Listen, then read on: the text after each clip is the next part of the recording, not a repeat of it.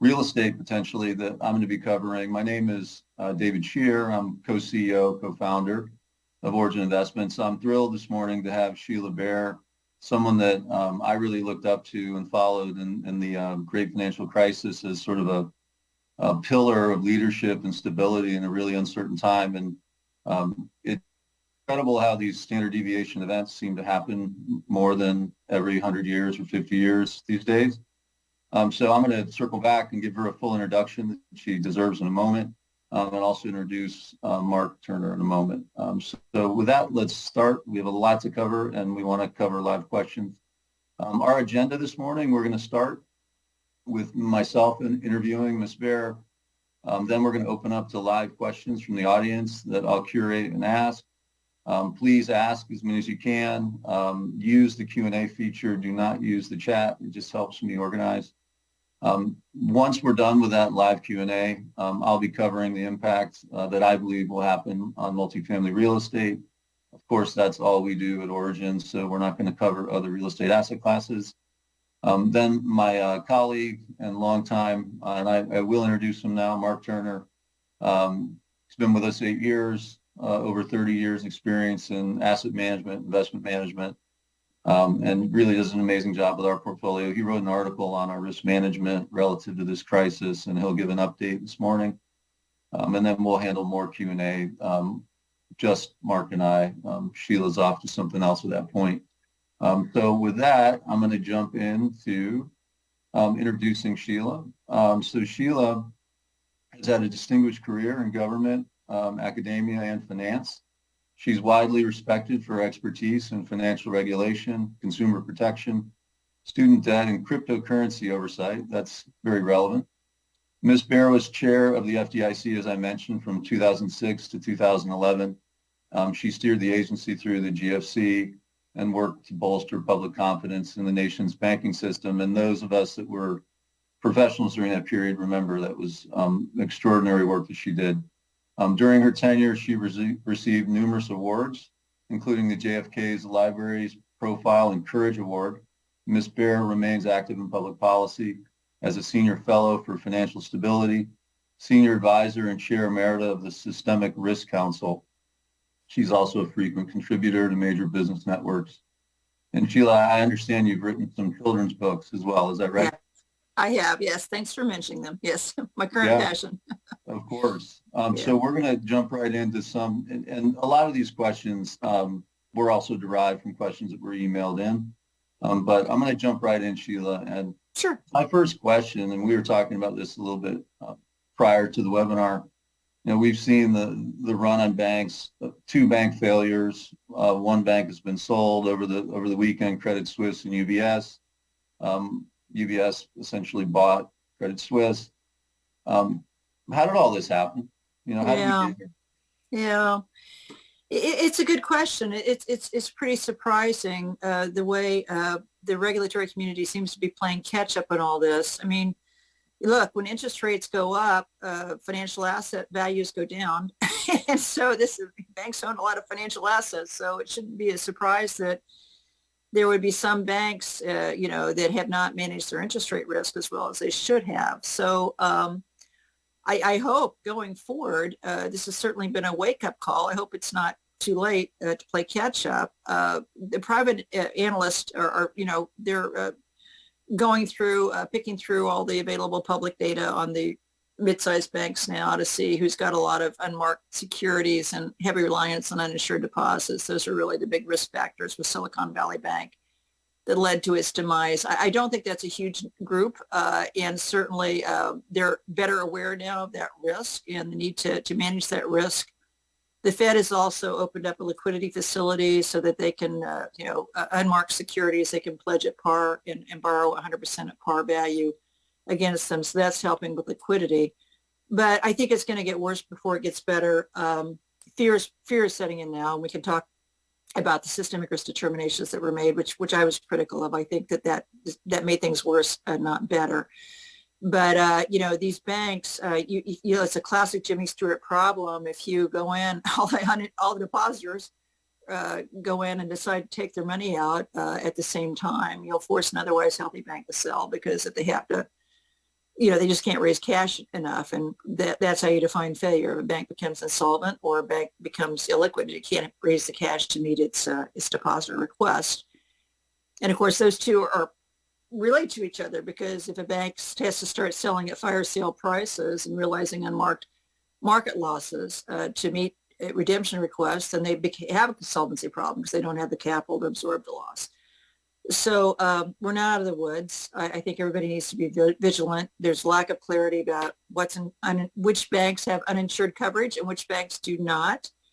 And so people should take steps to protect themselves. But I would say I think the vast majority of banks, are including regional banks, are quite healthy. If you're uninsured, know your bank. You can download the call data. If they're publicly traded, you can look at their public financial statements and get key data about their mix of insured and uninsured deposits, how much in their securities have not been marked to market. That is pretty readily available. And if you're seeing things you don't like, assess, your uninsured deposits, or at least have a conversation with the bank management about how they're handling this risk. And until the government does something more definitive about uninsured, I think that's what everybody should be doing. You look at SVB. Let's focus on them. Right. Where do you place most of the blame, or is it the bank executives? Yeah. Is it the Federal Reserve? Is it Congress? Is it legislation? Where does this blame fall? Yeah, it's a good question. I think the accountability first and foremost rests with bank management. It was their job to manage risk. Managing your interest rate risk is kind of banking 101. It's like you load up, which is what they did. They loaded up on about $80 billion of long-term government-backed debt, which from a credit risk perspective was safe right before the Fed started raising interest rates. And it wasn't exactly a secret the Fed was going to be raising interest rates, and then didn't effectively manage that interest rate risk. At the same time, they were over 90% reliant on uninsured deposits. This was hot money. These were institutions. They had a relationship with these venture capitalists and their portfolio companies that the venture capitalists had invested in. But it was still, they weren't sticky. They were paying high rates on those deposits. It was a non-diversified group. So it was a kind of this little cliquish group of venture capitalists and portfolio companies. And when they all decided to run, they all decided to run. So there were some just basic fundamental mistakes in management that never should have happened. But as basic as those were and as transparent as those were, the examiners should have caught it. They absolutely should have caught it and intervened much earlier than what we saw, this sudden collapse. They had $40 billion of deposits go in one day. I've never seen that. We never, even with accelerated deposit withdrawals, during the great financial crisis, 40 billion in one day is an amazing amount. And certainly for a $200 billion bank, it was an amazing amount. So that was, I think, one thing. Another thing, regulators have a tendency to fight the last war. And so I do think that regulators have still been too focused on credit risk, which was the issue during the great financial crisis, capital, less on interest rate risk and liquidity risk, which is really the issue now. And I think also they're learning quickly that with social media, though I think actually the Silicon Valley Bank, they would have withdrawn quickly just because it was such a close-knit group of people that communicated with each other. But clearly social media helped spread the word and stoke the fire of uninsured deposit withdrawals. So that's a lesson learned for the regulators as well. But, frankly, the accountants, the auditors need to step up here too.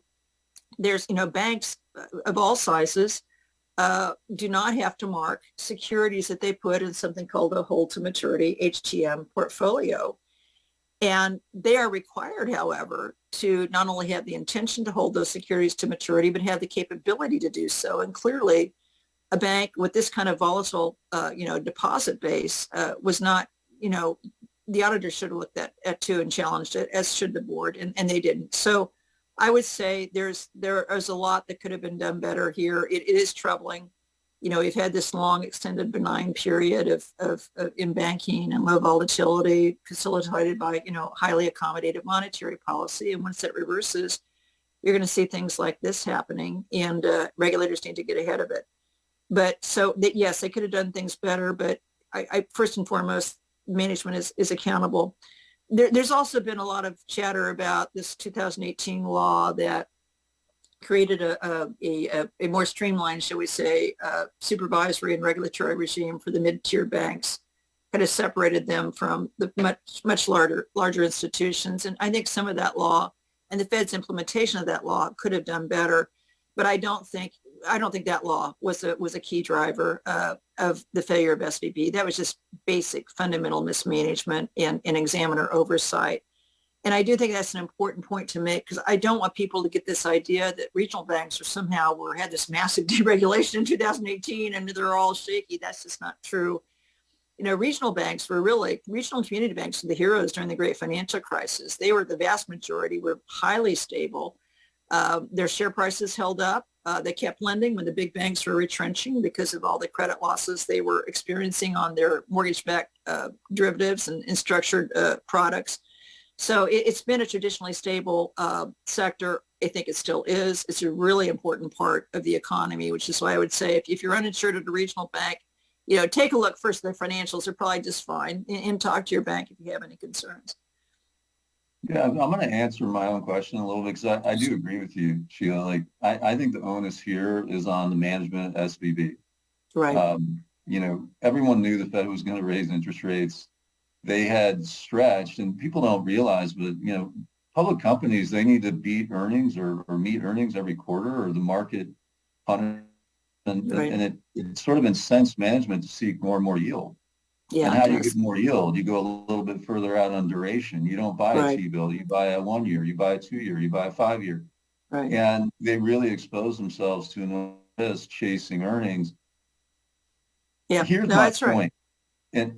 And this is a big difference between public and private companies. And I'll form it in a question, but Sure. as a manager, we're a real estate private equity manager. If I take incentive pay, that's the analogous of stock options for a public company, right? We call it promote. Right. If Right. me and our team earn incentive pay and later investors lose capital, right? Mm-hmm. It's called a clawback. I have to give that money back. Mm-hmm. That's Mm-hmm. in every operating agreement, every fund we have, you know, and then there's a high water mark and there's all sorts of rights afforded to our partners.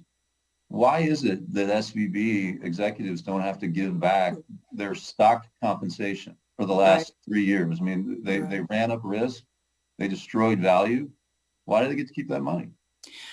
Well, they may. I mean, there is the FDIC. It has to sue to claw back, so it has to go through litigation to do that. There's no automatic clawback when the bank fails, which actually for the systemic institutions in Dodd-Frank, we've created a special procedure for systemic institutions, and there is automatic clawback and firing of the board and the top management. But for these smaller institutions that are resolved more with the FDIC's more standard toolkit, the FDIC has to sue them. Now we have, and I'm sure they will sue here too. And you can fire them. You can fire them immediately. And when a bank goes into resolution, we always fire the management. It was just, you know, as a matter of course. So there is some authority to do that, but it could be cleaner. I believe the administration is going to be proposing legislation to give the FDIC more, you know, automatic powers to claw back pay when you have a failure like this. But yeah, I said personal accountability does matter a lot. And so I think that's an important piece of longer term reforms we may want to look at. It's not going to really help with the immediate problem of potential bank runs, but certainly it's a longer term solution. You know, another issue we ran into when I was the chair of the FDIC when we were implementing what's called orderly liquidation authority for the biggest banks was whether so some of the banks were then getting D&O insurance to cover clawbacks, which I think needs to make sure you don't allow banks to do that, because that pretty much, it needs to come out of their own pocket to have the impact on incentives that we want. It needs to come out of their own pocket, not their insurance company's pockets. That's another wrinkle on this. I think, yeah, potential loophole that they need to close. That's a good point, because you have to keep going into the weeds further and further. Yeah, no, that's So true. one of the things that we were talking about this morning, Mark and I and the Origin team, we had to do an awful lot of research on risk management that we weren't normally doing in the last couple of weeks. So for example, not only were we looking at our own deposits, but also the deposits of our fund administrators, because the capital as it Yeah. comes into Origin, we don't touch. It goes to the fund administrator. So what are they doing? Because the Yeah. money's actually sitting there, Right. and you're in the weeds, right? Right. So Right. Yeah. we've learned a lot, but we had a wonderful conversation, Sheila, about things that investors of Origin, people who either own businesses or have deposits at banks, should be thinking about and could potentially do to protect their deposits. Right. Could you share a little bit of that? Sure. So there are a lot of ways. The headline number is 250,000. That's the general rule per account per bank. But depending on how you structure your account as a household, you can get a lot more than that. A joint account, you can get 500,000. You set up a trust account for your kids, you can get 250,000 each, up to 5 people, I think. So just through account structuring, you can get a lot more than 250,000 in an individual bank. And there's a tool that we actually launched during the great financial crisis during my tenure. It's called Edie. And you can input the information and it will tell you, depending on how your account is structured, how much insurance you have and whether you're covered. You should also talk to your bank. Many banks partner with these deposit networks, I guess you'd call them. There's basically switches. So if they have a depositor coming in with a large deposit, these services will break the deposits into $250,000 increments and then ship them out to other banks, and they'll do the same for other banks. It's a switch, and that's been successful. A lot of businesses I know use that and have used that successfully. I think it's a little clunky if you're talking about a transaction account where there's a lot of money going in and out constantly, and that's a unique problem. These transaction accounts that are used by businesses and other organizations for payroll, operational expenses, typically the amount is going to be, it needs to be in one bank. It's not well adapted to these deposit swapping programs. And so we saw this during the great financial crisis. It was a real problem. And the smaller banks in particular were losing these uninsured accounts to the too big to fail banks. So we implemented something called the Transaction Account Guarantee Program, which basically provided unlimited coverage for these business accounts, organizational accounts. And so there is authority for the FDIC to reinstate that program, though it now requires an act of Congress, but there's a fast track procedure that could provide it, but the president needs to request it. So I have been urging the administration to go ahead and request that authority and give the FDIC the power to institute this program, because we are seeing, I fear, an acceleration of uninsured deposit runs. And again, this is just, if you don't stabilize the system, you're just going to make the big banks even bigger, because that's where the money goes. JP Morgan Chase is probably, I know they're bringing in a lot of deposits right now because they're viewed as the safest of the systemic institutions, and one that the regulators would never let fail. So I'm hoping that occurs. But pending that, you need to look at these account restructurings. Others use sweeps into money market accounts. So, you're again, talk with your bank to see if they offer that kind of service. I know actually at Silicon Valley, a lot of the money was swept into money market accounts. I would caution though, make sure the sweep is into a government money fund that invests in T-bills or very short-term treasuries, because some of these money market funds are not stable either, as we've seen. They've had to be bailed out a couple of times. So make sure if you're using a sweep in a money market fund that it's a government short-term money fund. But those are the tools that are available. And again, a lot of information at the FDIC's website and by talking to your bank. Sheila, the biggest question that I have, so I'm guessing a lot of our clients have too, are banks FDIC guaranteed to an unlimited amount like SVB was, or Signature was, or is this unfolding and later we're going to find out that you thought you were, but you're not? It's very vague, isn't it? Like what? It is. Yeah, no, it's not. It's not. The systemic risk determination is first of all, I don't think those institutions were systemic, and I think saying they were was dissettling to the market, because it created all this massive uncertainty and said, well, is all, who else? What are the rules now? We thought it was 250,000. What are the rules now? And the legal authority, if you want to use a systemic risk determination to protect uninsured deposits, and clearly the government is trying to create that expectation, but they don't have the legal authority to do that, absent of, one by one systemic risk determination. That's why they need to go to Congress for this authority to provide a broad-based guarantee. And I said, I was on Fox last week, and I said, it kind of reminds me of Bear Stearns when, Bear Stearns was bailed out very early on. And it created an expectation that these other securities firms that were highly exposed to mortgage-backed securities and derivatives were going to get bailed out. And I know that's why Lehman Brothers didn't really take much, they could have sold themselves. They would have been a steep discount, but they didn't do it. They were waiting for their bailout. And then when they started to fail, the government looked at it and said, well, we don't have legal authority to bail them out. So creating this expectation without the legal authority to back it up is very dangerous. And so I would say, I don't, I'm staying below I do anyway, but I think until they actually do something approved by Congress that provides a system-wide protection, I don't think you can be sure at all. And I think that's very unfortunate, which is, again, why you're seeing so much money going into the too big to fail institutions right now. Yeah, I completely agree with you. This is a time for risk management. Sounds like you're doing it for yourself. It is. Yes. There's tremendous uncertainty, and there's a precedent too that the government did both things in the financial crisis, and it could happen again. That's right. And it's probably exactly because they actually don't have the authority to keep doing it and doing it. Yeah. That's right. I think we're agreeing to urge the listeners to take the steps to ensure that your accounts are insured. Yes. And that doesn't mean leaving a regional bank. It just means making sure, and there's lots of ways to do it as well.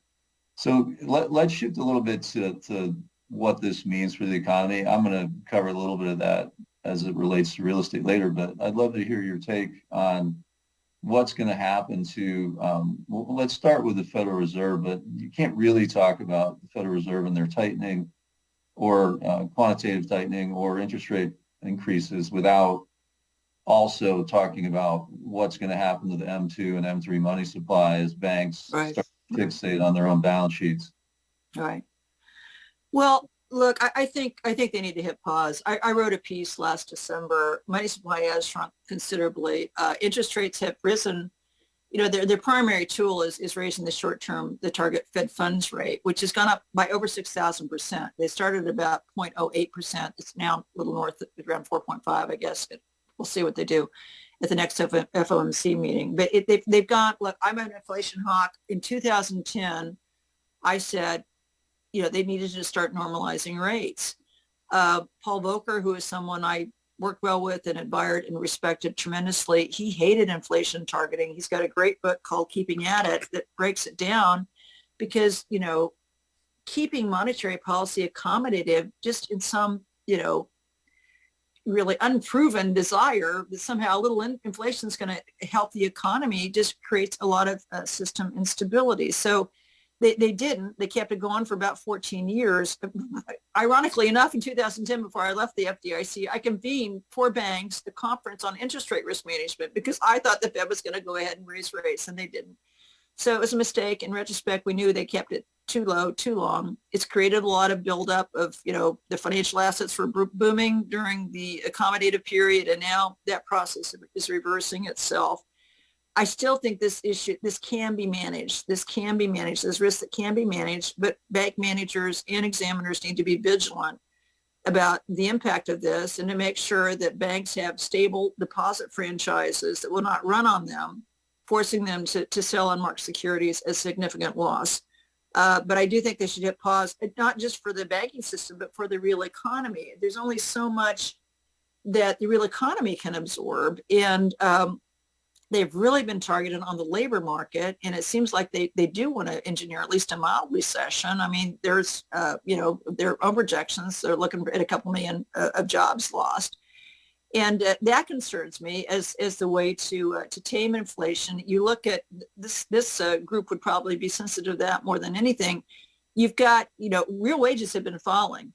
So they have, right? They may still be above the inflation target, the 2% inflation target, but they're way below what real inflation is. So I can't say, and Lael Brainerd had a great speech on this.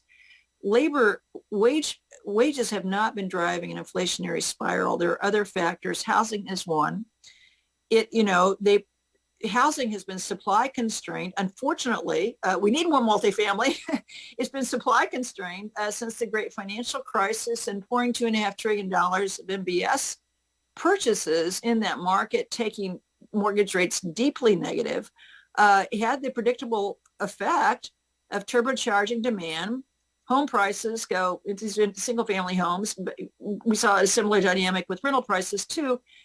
You just turbocharged. There were, like, I think, back-to-back over 20% increases in housing in 2020 and 2021. It slowed down in 2022, but it's still running about 8%.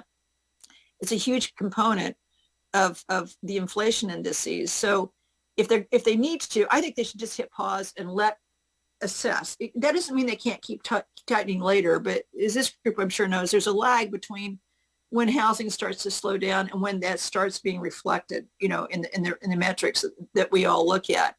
So they should assess and see, let the housing data flow through to the inflation indicators and see what the numbers look like. And then they'll have more information. But I do think tolerating a little inflation longer is better than sending this country into another deep financial crisis.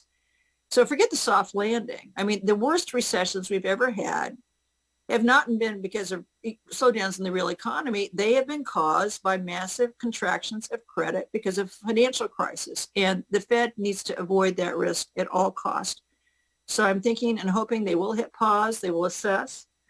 And again, they can continue tightening later on. But for now, they just need to slow down and let everybody, fully understand and manage the risks that have been created by these massive interest rate increases.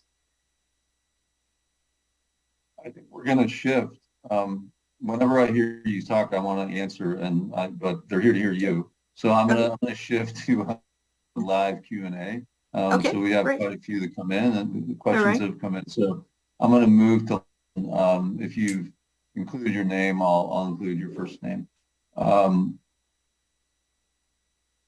So this is a good question that I was going to answer later, but you can answer it as well. This is from Edson. He's talking about multifamily financing. That's what we really do here.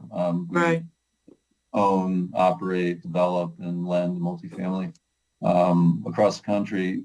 So his question is, regarding financing multifamily, do you think the current market conditions will have a negative impact for getting new sources of debt? Yeah. Well, it may well. I mean, I think I was a big supporter. I used to be the chair of the Fannie Mae board, and I thought we should be able to do more in multifamily. I know there are private interests that provide that financing too, and they don't like the GSEs in bold. But given the need we have for affordable housing, that would be one lever to increase the caps that the GSEs could do in multifamily to provide that as an additional source. I think I also, you tell me, but based on my readings and research, another big impediment or cost driver are, restrictive zoning, permitting. It would be nice if the Biden administration could make more aggressive use of the power of its purse to really crack down on restrictive zoning and excessive permitting requirements. That would be another way to increase demand. That would help bring about, downward pressure on rental prices and home prices without continuing to ratcheting up the interest rate cost of credit. So it seems to me those are a couple of things that could be done to ease the pain. But we really need to, it's amazing to me that our fiscal authorities, our Washington political leadership are not focusing more, laser focused on increasing supply of affordable housing, and multifamily is absolutely the place to start. So I would be looking at all the ways I could to increase supply. But yeah, I mean, that's a problem with interest rate increases. They hit everybody, right? It's very hard to target and say, oh, your interest rates are going to go up and yours aren't. That just isn't the way it works. So supply, easing constraints on supply seems to me that would be the best strategy. And the administration's done a little bit of that, but not nearly as much as I think they could and should. One of the unique things I would add, you touched on it, multifamily has Freddie Mac, Fannie Mae, and HUD Right, as lenders who continue to lend even in these market conditions. right. Most commercial real estate doesn't have that, That's right? true. You're sitting Yeah. in a hotel needing refinancing as an owner or industrial or retail. There really is no lender of last resort. We have institutions here that are set up to provide affordable housing in the U.S. and just housing supply. Right, That's sort of unique to multi, and it's one of the reasons that we're in it. right. That's one of the reasons it's been the safest asset class, and you can't understate the fact that you have access to credit at a price always. Right, right. Yep. So, no, I agree. And like I said, I think they lowered the caps for Fannie and Freddie doing business of multifamily. And I know there was some, I don't know where your group was in that. There was some industry pressure to do that. But it seems to me that, again, they should be using other tools. Given the need to continue to fight inflation, they should be using other tools to make financing, targeted financing more available. And for heaven's sake, make it easier and less costly to build multifamily structures to begin with. Here's another thing you mentioned that I completely agree with. We're undersupplied in housing. That's Yeah, purchased housing as well as rental housing. that's right. And it was sort of created in the last Great Recession, that you were overseeing the FDIC and you saw it. It's never really been fixed. It was starting to get fixed, but it hasn't. And I can tell you what's happening now. There's very, very few homes or rental buildings being built. It Yeah, started in Q3, extended to Q4. It's going to be worse in Q1, Q2, because when you can't get financing, you can't start projects.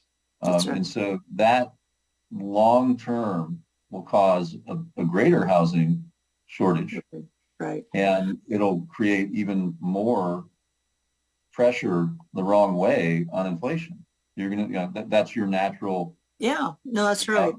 rent It's a classic supply demand imbalance that's been driving it. And again, which in demand was really turbocharged with monetary policy. Well, if this group has any suggestions, I've mentioned a couple, but I think if there's more the GSEs could play. I think that's worth pursuing because it's just homelessness, people, and it's not just the very poor. I mean, boy, middle class, even upper middle class, are having a hard time finding a house or rental apartment they can afford. And young people having to team up with 2 or 3 roommates because they can't.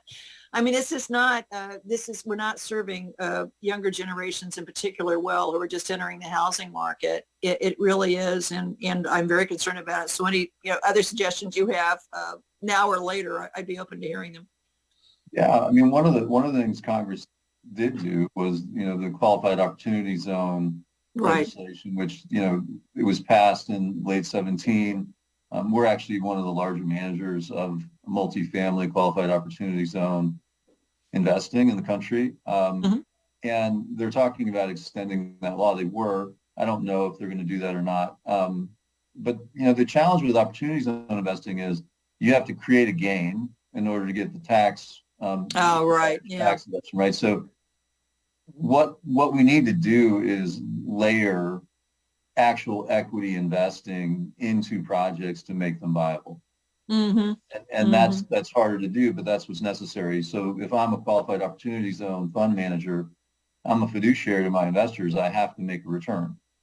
Right. And if you're going to have us, build in areas that the rent doesn't support the price to build, you have to help in the equity structure, Right. right? Right.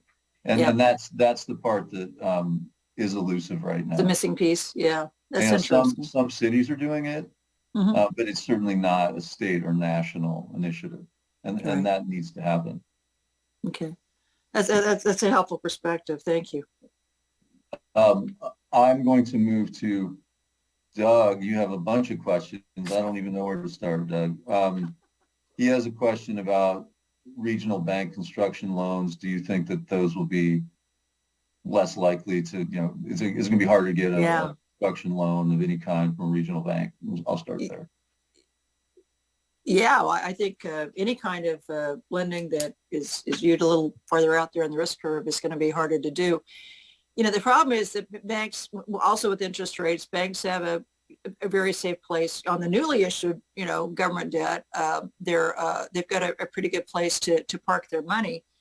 And so to the extent they can still earn a decent return now on a treasury, putting their money there is their decision making is going to be skewed to those safe assets, especially with recession risk. And so, yeah, my guess is it is going to be get harder.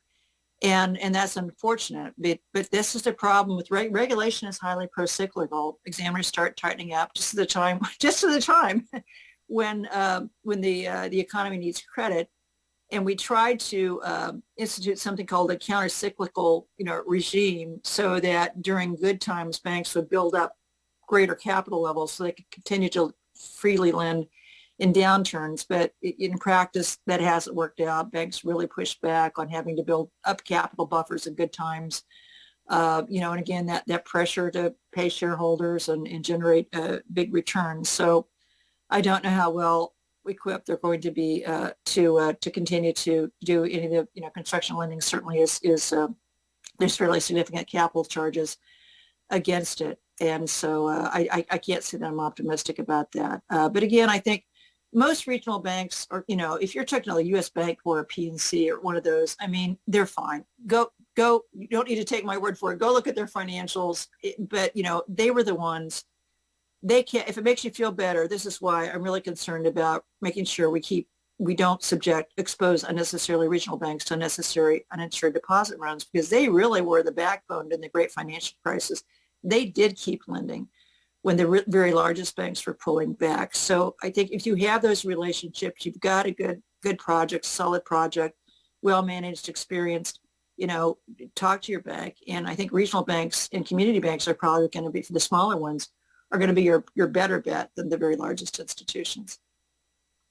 When I was hearing you just now, I was just thinking about how inverted the yield curve is when you're talking about banks have a really nice option of going into risk-free government debt at very high yields. Yep. Isn't it made worse by the fact that even the least risky debt is the 30-day government debt, right? Because you're not even taking duration risk. You have optionality because you can redirect it into another investment in 30 days. And that's also the highest returning. Yeah, right? So, it absolutely is. The Fed starting 4.5, if they tighten again, it's 4.75. You can get that type of return, but a 10-year note this morning is 3.44. It got as low as 3.35 this morning. I don't know what it is today because I'm on the webinar, but let's say it's 3.4. That's a massive. That's a nice return. Okay. Yeah. And so for people that don't think that a recession is likely, I mean, the bond market is telling you it's flashing red. It's not orange. That's the biggest diversion that we've seen. How long? 40 years? Yeah. Well, no, 40 years. Yes.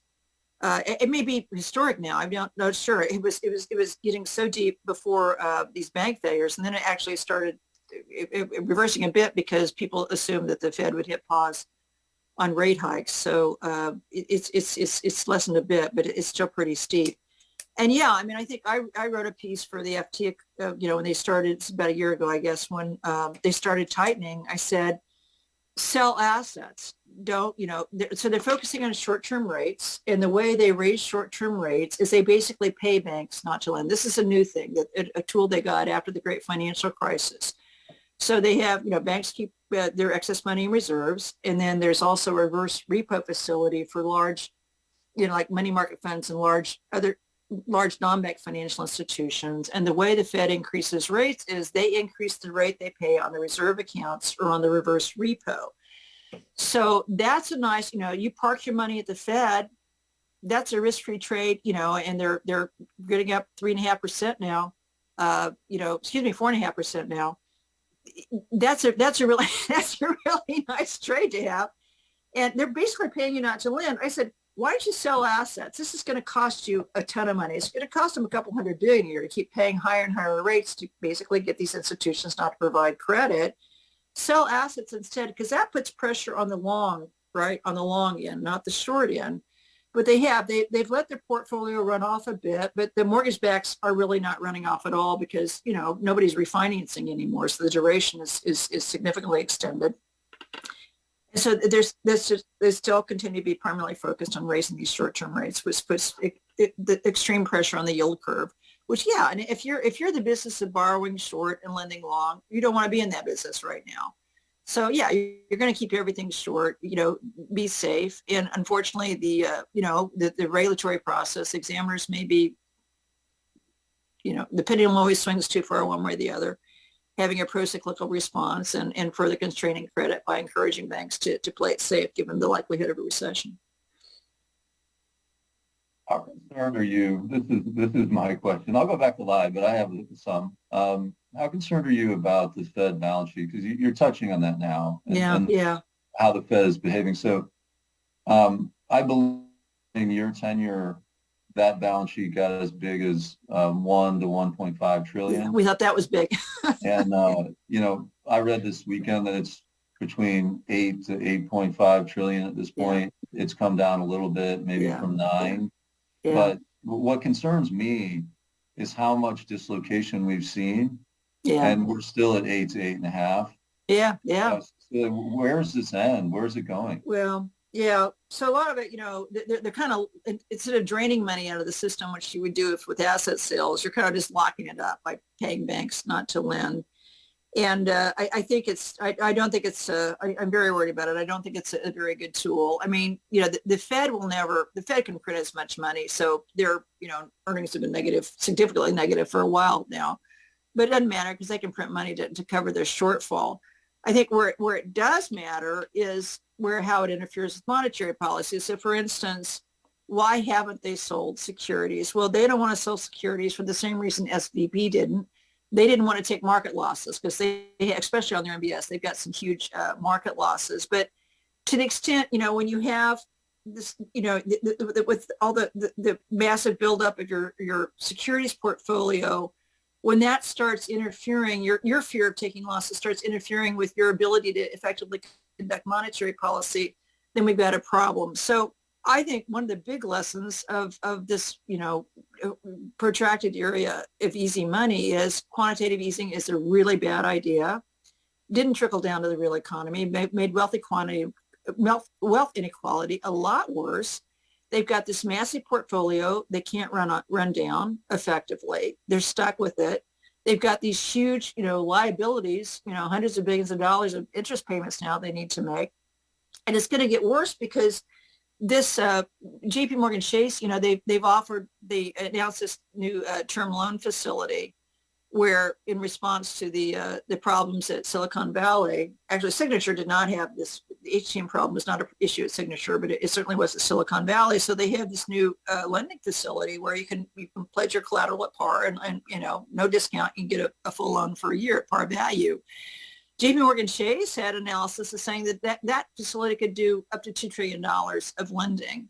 Hopefully it will not do that much, but that's the capacity and impossibility that it could. So now you've got the Fed tightening credit on everybody else, but still pumping money into the banking system in a way that's just perverse. It's just perverse. You got to do what you got to do to keep the banks liquid, but it's just it's just a symptom of too much money, too much cheap money, too long. And in our financial sector got too big because of it. And now we've got this huge system that needs to be propped up with monetary accommodation that's not being provided to the real economy, including probably the cost of your construction loans when you try to take one out.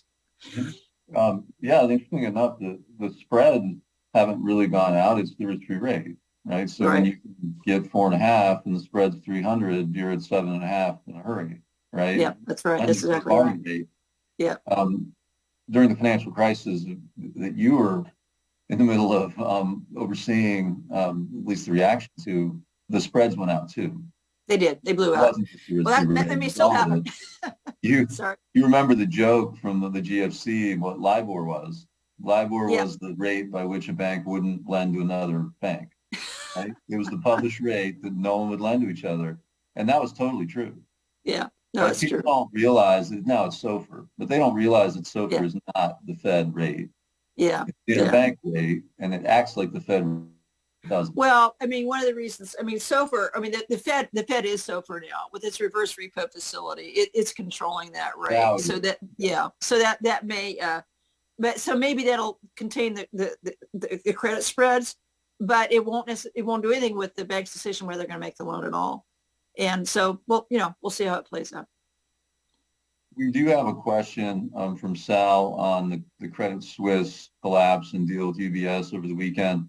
I think we should probably make it in relation to how it might affect Sure. the U.S. And at the end of the day, our clients are probably not. Right. They want to know how it affects them. Yeah. I don't think it'll have, it's just, so I think it was handled pretty smoothly. There were some unusual features of it, but it's being handled smoothly. People are not worried about Credit Suisse failing anymore. So that's good for system stability. I think it's really separate from the issue we're seeing here with regional banks, the smaller banks, and uninsured deposit outflows. So I don't know how much it will help. But certainly, if it had been a disruptive failure, if they hadn't been able to find a buyer, it would have been settling here. The Credit Suisse has been in trouble for some time. I think banks just on their own have limited their exposure to it. I think in the U.S., now that UBS is buying it and pretty much even protecting shareholders, there's not going to be any knock-on impact. So overall, I think it's good news for U.S. system stability. Again, it's not directly related to what we're seeing. It's a different problem we're seeing with the regional and smaller banks, but it's certainly welcome that's off everybody's worry list now. So anonymous question about Tier 1 capital. Their understanding, and I believe this is correct, government securities get the least haircut for Tier 1 capital analysis. Right. Is that right? That's right. And so isn't that part of the problem here? Interest rates were essentially 0 to 1.5 on 10-year yield, and you didn't take any Tier 1 capital risk hits from investing in them. So you were incenting banks to essentially make really risky trades, even though they were riskless from a credit standpoint, really. Right. It was high risk in terms of the level, the nominal interest rate. Yeah. Well, no, that's right. And again, it's just fighting the last war and being focused on credit risk when really it's market risk and interest rate risk at this point. So yeah, the government gives very powerful incentives to banks to buy government debt. Their risk weighting is 0. Now you still have a leverage ratio that's an overarching capital requirement that applies on all of a bank's assets. And for years, the large bank lobbyists have been trying to get the leverage ratio weakened so that you would take all your treasury securities out of the leverage ratio denominator, which would have really given banks a powerful incentive to buy treasury debt, because then they could use 100% leverage. And that's, so that's a nice deal for them. So fortunately, we did not do that. That's what they did in Europe when you had all those banks loading up on sovereign debt. So the leverage ratio has mitigated those incentives a little bit, but they're still pretty powerful. And then the liquidity ratios to count treasury securities as high quality liquid assets. So the liquidity rules provide powerful incentives for banks to load up on treasury too. So yeah, that really needs to be a reassessment of the kinds of incentives, these favored asset classes that regulators create through their rules, and the kind of the herd mentality that forces banks into them because the incentives are just so powerful. We had it with mortgage-backed securities before. That we all obviously saw that didn't work out so well either, which also got a very low risk weighting. We have a bunch of questions on the SVB board, and they want specifically to know about if you're a board member, what's your liability? Why weren't you asking the questions that Sheila was asking today? You're a board member. People seem frustrated. I'll just say that. Yeah. Well, I think that's right. The board bears responsibility too. I think first line is management. Boards cannot run banks for them. And I don't know what kind of discussions, if the board was challenging them on this or just kind of going along with it. So they do bear responsibility. I still think, what your beginning question, management is primarily owns this, and boards, because I do several boards. I don't, they should be held to account too. I don't suggest that, but I do know as a board member, you have to rely to some extent on the information management's giving you. It's not, and you can't run a bank for management. So I don't know what kind of, hopefully they at least saw this and were challenging management. And again, that doesn't excuse them, but I guess I find them less culpable than management in this case, or in any case. Management needs to run the bank. Well, Sheila, I have a question that I'm going to have Sure. you ask yourself. I always end interviews this way. Is there anything that you wanted to cover that we didn't talk about? Is there any question that you feel wasn't covered that should be? We've really enjoyed having you, but I'm sure, or you could simply just tell people again how they can protect themselves.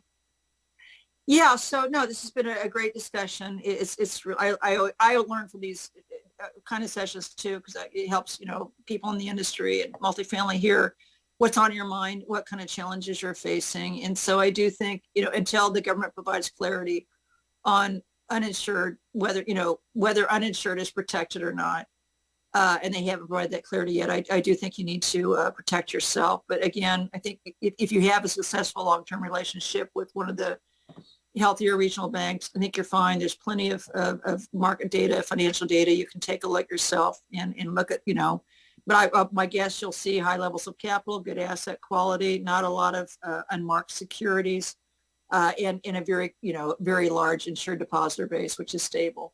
So, but do your homework. And if you're not sure, again, there are easy ways to get more than $250,000, even by keeping all your money at one bank. Have a conversation with bank management about that. Go to the FDIC's website and use the calculator to see the maximum amount you can get per bank. And then there are other tools. There are these deposit swap. Some banks participate in those. Different accounts may qualify, others may not. And then, of course, there's the ability to sweep. Some banks offer sweeps into money market funds. But if you're doing that, make sure they're short-term government money market funds. And good luck. Good luck. We'll get through this. Thank you so much for your time. I really appreciate it. I thought the discussion was great. If you have questions, she's going to get off right now, but we're going to cover Origin's own take on what next steps are in this unfolding saga and what we're doing to mitigate risk along the way. Thank you so much, Okay. Sheila. I really appreciate the conversation. Thank you. I enjoyed it too. Bye-bye now. So I think we're going to load up a slide right now. I'm going to cover what I believe the potential on multifamily investing and the opportunities will be here. We touched on this a lot in the interview, and I actually really appreciated her insightfulness on our industry. So first and foremost, we'll see across the industry, you're going to see less lending in multifamily, but more broadly in the economy. That means home loans, car loans, credit card loans. Banks are going to be less apt to extend credit because they're worried about their own balance sheets in the short term. And to her point, she made a very good point. They have a alternative. The Federal Reserve is paying them a really high return to give them the money, right? And so they have a very good alternative to lending. So that's going to, the good news is that's deflationary. So you're going to see, the banks will start doing the Fed's work for them. Maybe the Fed doesn't need to raise the risk-free rate so much more because banks are going to start pulling money out of the economy themselves. And multifamily is related somewhat because we have, as I said before, Freddie Mac, HUD, Fannie Mae, other lenders who can step in and do step in and continue to lend. But the net is lending will be less available for development, for refi. What does that mean? Probably asset valuations will go down, number one. So if you ask me where I think commercial real estate asset valuations are going, I think they're probably going lower. How much lower to be determined on, candidly, how much the credit pulls back from commercial real estate. What does that mean? Enormous opportunities, actually, for us, for Origin, for you as an investor in Origin's funds. We've never performed as well as we did in 2009, 10, 11, 12. These were the fully distressed years in the economy. That's where we actually performed best because we're so good. Restructurings, foreclosures, short sales, bankruptcies, gap capital, which is, exists now. So, the first step if it gets dislocated, that's my opinion, and there will be dislocation. Um, the first step will be recapitalizations. People need new equity to come in as they refi and they can't get enough to take out the last loan. That's the type of capital in the deals we're seeing now. I'm not seeing distress yet. If recapitalizations don't produce enough liquidity for owners, then they start to lose assets to their senior lender. At that point, you have distressed opportunities to buy either loans or foreclosed assets. To be clear, we're not seeing that yet. Although, in my opinion, we will see it by the end of this year. And the question in my mind is it going to be one-off, a few here and there, or is it going to be much more systemic? I'm not sure of that, but I do know that I'm really excited about Origin's opportunity to take advantage of the recapitalization market, which already is happening. We're getting anywhere from 14, 15% on protected capital now, preferred equity investments at very stringent underwriting. We like those opportunities. The next step would be investing, which we're very experienced at doing. Don't know if that'll happen. And of course, what I'm really excited about is when we were talking about supply earlier, we're undersupplied in multifamily. The long-term fundamentals are really strong. And so this dislocation is an opportunity. You know, if we were talking about an asset class that I don't believe in the long-term demand, just to single one out, office, I don't believe in the long-term demand in office. I couldn't tell you that it's an opportunity because I don't know what the demand is over time. I know that we have a housing need that's not being met, and it's getting worse every quarter because there's less and less new development happening. So that is what I think the next 6 to 12 months look like. And obviously, the longer the banking dislocation happens, the more the effect will be on lending and the reverberations across the economy. The last thing to think about, if you're paying attention to what's going on, it's also potentially an effect on your own demand. And people underestimate that. So if you are more nervous so that you are not going out, making a purchase, a capital purchase, a vacation, any consumption item, that consumer confidence element our economy, because most of our economy is a consumption-based economy. So the longer this stays in the headlines, the longer people fixate, the more the effect will be on our own behaviors, which then produce lack of demand. And the inverted yield curve isn't lost on anyone at Origin.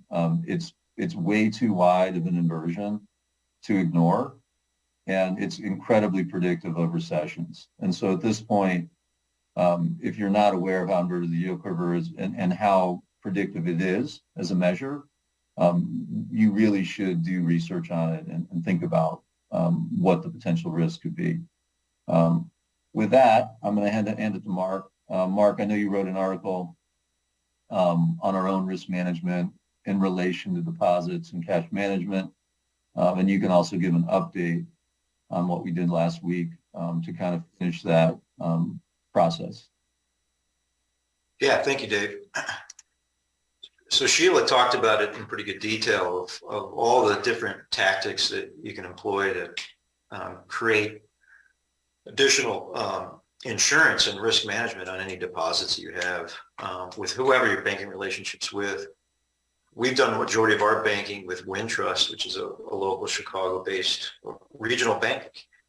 And so when this news broke, we immediately started to take a deeper dive into Wintrust, the financial health of Wintrust. And what we learned was the bank has, fairly healthy liquidity metrics and hasn't taken the similar risks or mismanaged its risk management in such a significant way like SBV did. Nonetheless, banks like a Wintrust could be subject to significant outflows of deposits, and that's a risk. So we immediately, when the SBV news broke, took action to move 77% of our cash, your cash that sits in our various funds into short-term U.S. Treasury bills. The key there being short-term is, as Sheila advised, the remaining cash, the other 23%, is cash that we need to keep on hand as we're deploying that on a daily and weekly basis into our portfolio investment activities. But then we took some additional steps. We're setting up a system whereby we mentioned in the article 100 million of deposits. That's now up to 125 million of deposits at Wintrust will be protected by FDIC insurance, and that's through a number of different programs, one being IntraFi, which I think Sheila mentioned. That's essentially something you can do. It's the quick way of, instead of you going to 5 or 7 different banks to move your money around to have it in individually protected FDIC accounts, your bank that you have a relationship with, if they're a member in the IntraFi system, will disperse that through a number of different banks, and you're getting the same level of protection. And so that's something that we're putting in place. So essentially, we will have all of our cash fully FDIC insured and protected and at no risk to investors.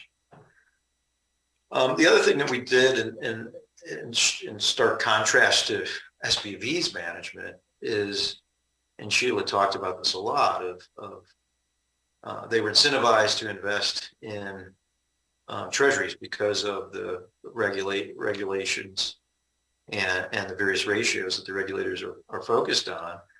But they didn't put any hedging strategies into place, and that was a major downside risk for them that came home to roost last week. And so one of the things that we noticed in early 2022 was that it should be no surprise that the Fed will likely raise interest rates, and it became more clear that they were going to take a very aggressive track on raising interest rates to fight historically high inflation. And so we started to take action there in terms of immediately hedging our long-term interest rate risk. And today we've generated about 43 million in gains that we can use to offset higher interest rate risk. That's a key part of our strategy. It was never, it was take advantage of potential movement in interest rates. It was, we don't know where this will end up. It's impossible to predict where interest rates will go, even in the future. There's a lot of discussion, and Sheila touched on it, what the Fed may do this week. But we don't know long-term, and we're long-term investors. And so to do nothing was a strategy that we could not live with. And we instituted this hedging strategy, which is as far as today goes, has paid off significantly, and we believe a key part of our risk management strategy.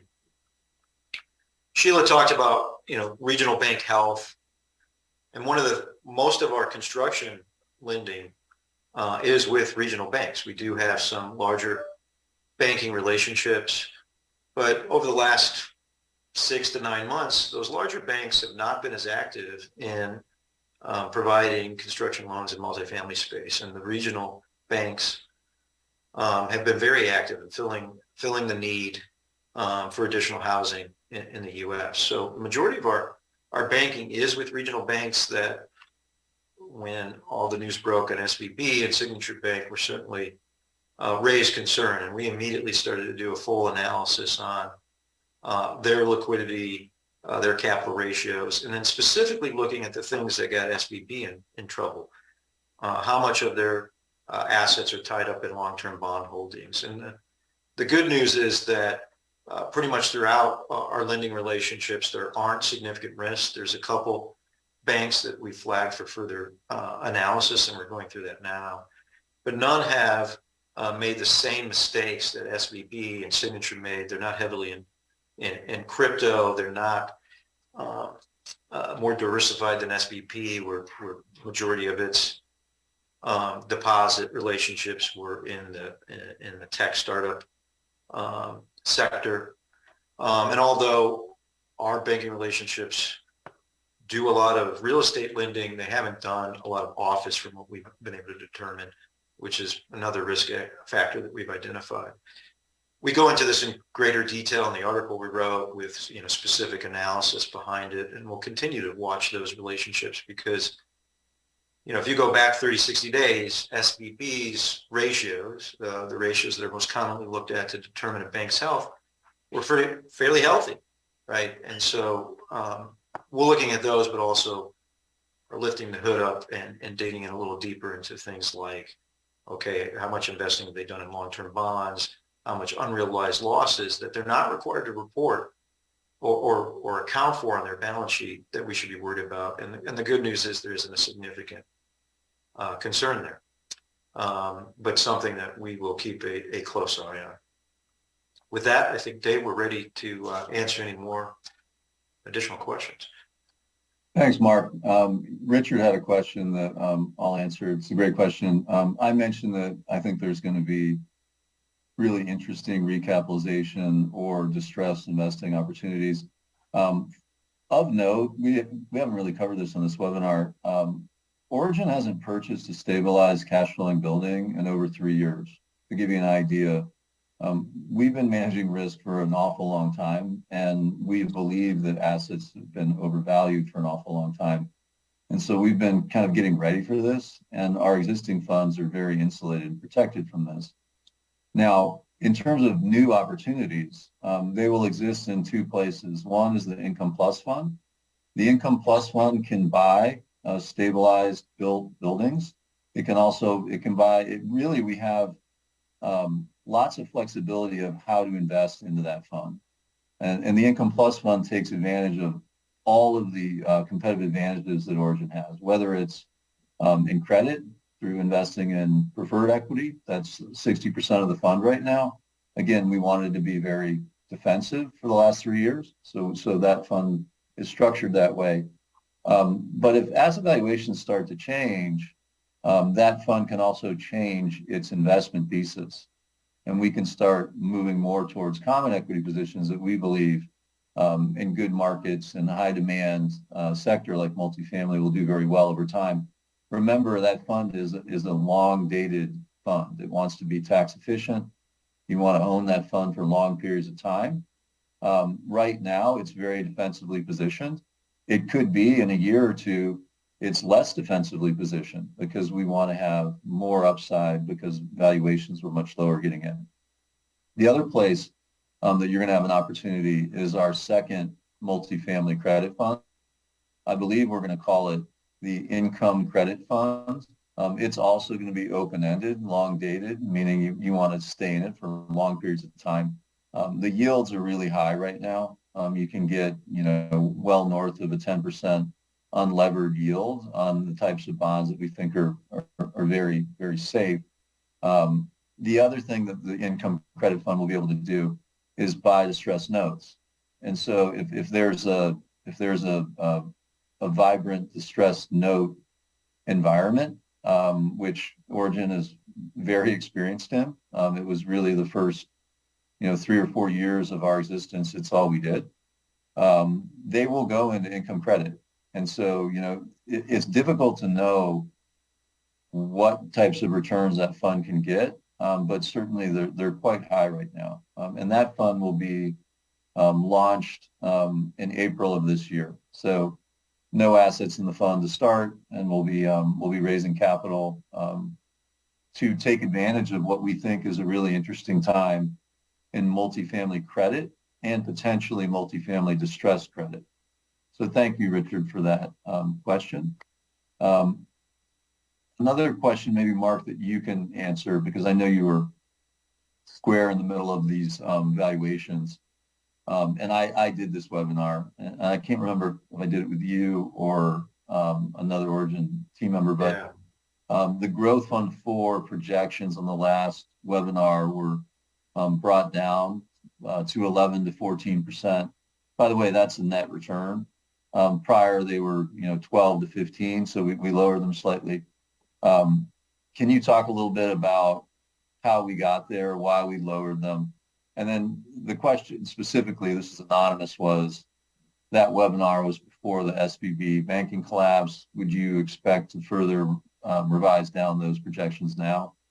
you can handle that. Thanks. Yeah, certainly. It's a great question. So we revised those projections down to take into account of what we're seeing in the market. So we're constantly reevaluating, updating our cash flow forecasts, which are the basis for evaluations on every fund asset, not just Growth Fund 4. But we're starting to see cap rates expand out to where they were, 6-9 months ago.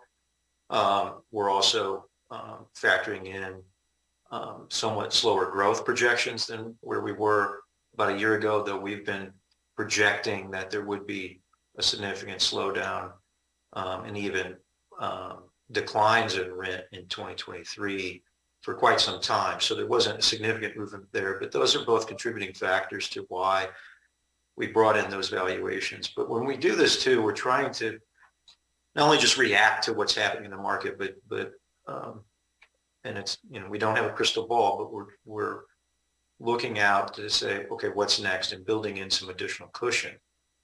And so if lending does become significantly tighter in the near term and spreads blow out, so forth, any debt that we're trying to source for any deal, which majority of deals in Growth Fund 4, the debt has already been sourced. There are a couple that we would continue to finalize. That could have an impact obviously on the cash flow of those deals. For the most part, that risk has already been mitigated by, we've already originated loans. But in the long run, as Dave noted, this could have a positive impact on rent growth as it would limit supply. And so we'll continue to monitor it, but the one thing we try to do, take into account, is a level of some conservatism and a level of cushion, so that right today, I don't believe the SVB signature, collapses are going to have a major impact on that underwriting, but we'll continue to monitor. Thanks, Mark. I'm going to take one more question, and then we're gonna end this. We're a little bit over, but I think it was a great webinar. It was great to have Sheila join. Terrence, you asked a question at 9:30 when Sheila was still here. I wanted to cover it myself, so I left it. But thanks so much for your question. The question is, how will this affect multifamily construction debt, permanent debt, equity flows, asset values, cap rates, land values, and construction costs? That's a Terrence. But I'm going to do it in 1 minute. Construction debt, I already mentioned, it's going to be more difficult to get. And we've covered that at length. Permanent debt, because multifamily has lenders like Freddie Mac, HUD, et cetera, and the risk-free rate is much lower than it was pre-SVB, right? So you were talking about a 2-year note yield that was above 5, now it's below 4, and that's a massive move. A 10-year note that was well above 4, and now it's 3.4 as of this morning. So permanent debt is a little bit harder to know how much you'll get, or even the rate, because even if spreads go out, the risk-free rate's lower. So that's TBD. Equity flows, I think equity flows are going to be somewhat lower in the beginning because there needs to be price discovery. So it's not, equity flows don't mean flows into funds. I think that Origin is going to raise a tremendous amount of capital into our funds, but that doesn't mean that I'll invest it, because I want to see price discovery. I want to see follow through. I want to see interesting opportunities emerge first. So that's my opinion. I think the equity's there. I just don't know if it's ready to actually flow into assets. Asset values, I was very clear about that. I think real estate values are more likely to decline than go up based on what's happening now. It's unclear to me how much. So does that mean 5%, 7%? I'm not sure of that, but I do think it's more likely they go down. That, which was cap rates, I think that asset values will decline because cap rates are going up.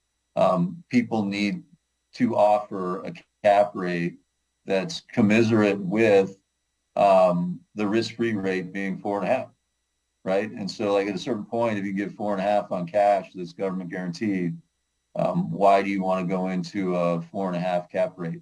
The answer is you'd have to believe in enormous growth, right, of that cap rate. And then I believe hold on, someone's asking questions, so my whole question thing slid down. What was the last part of the question, Mark?